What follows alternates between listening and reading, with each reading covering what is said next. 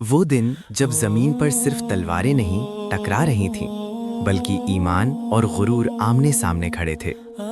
وہ دن جسے اللہ تعالیٰ نے قرآن میں یوم الفرقان کہا، یعنی حق اور باطل کے درمیان فیصلے کا دن۔ یہ ہے غزوہ بدر کی داستاں۔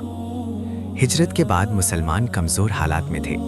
مکہ میں ان کے گھر چھین لیے گئے، مال لوٹ لیا گیا اور انہیں اپنے شہر سے نکال دیا گیا۔ مدینہ میں نئی اسلامی ریاست ابھی قائم ہی ہوئی تھی کہ قریش نے اسے جڑ سے مٹا دینے کا ارادہ کر لیا۔ رمضان کا مہینہ تھا، سن 2 ہجری۔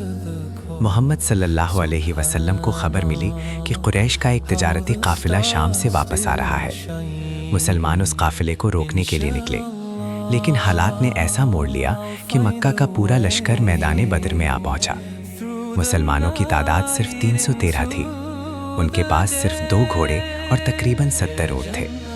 دوسری طرف قریش کا لشکر قریباً 1000 افراد پر مشتمل تھا، مکمل ہتھیار اور ساز و سامان کے ساتھ۔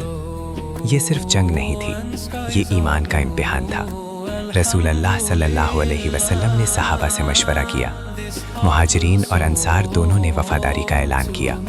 سعد ابن معاذ رضی اللہ عنہ نے کہا، اگر آپ ہمیں سمندر میں کودنے کا حکم دیں تو ہم پیچھے نہیں ہٹیں گے۔ یہ فیصلہ کن لمحہ تھا۔ رات آئی، مسلمان میدان بدر میں قیام پذیر تھے۔ قرآن سورہ انفال 8:11 بیان کرتا ہے کہ اللہ تعالیٰ نے ان پر سکون بھری نیند نازل فرما دی اور آسمان سے بارش نازل کی تاکہ زمین مضبوط ہو جائے۔ اس رات محمد صلی اللہ علیہ وسلم نے پوری رات دعا میں گزاری۔ صحیح مسلم میں آتا ہے کہ آپ صلی اللہ علیہ وسلم نے ہاتھ اٹھا کر دعا کی، اے اللہ، اگر یہ جماعت ہلاک ہو گئی تو زمین پر تیری عبادت کرنے والا کوئی نہیں رہے گا۔ یہ دعا اخلاص کی انتہا تھی۔ اللہ تعالیٰ نے وعدہ فرمایا سورہ انفال 8:9، میں تمہاری مدد کے لیے 1000 فرشتے بھیجوں گا۔ جنگ کا آغاز ہوا۔ قریش کے 3 سردار میدان میں آئے۔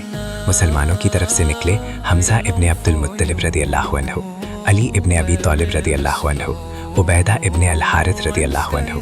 یہ مقابلہ تاریخ کا رخ بدلنے والا تھا۔ پھر جنگ شروع ہو گئی۔